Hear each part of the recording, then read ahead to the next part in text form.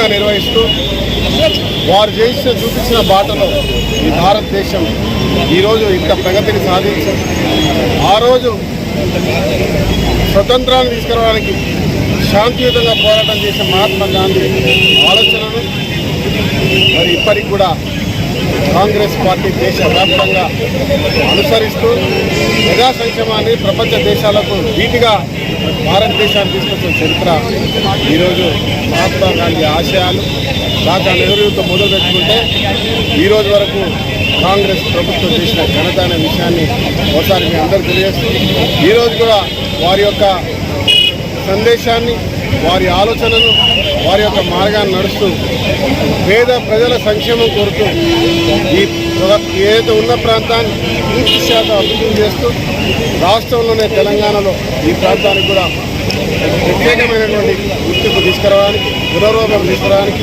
మేము పనిచేస్తూ ఉన్నాం. ఈరోజు నిన్న మొన్నటి వరకు 10 సంవత్సరాలు రాష్ట్రంలో ఒక నిరంకుశ పరిపాలన నడిచింది.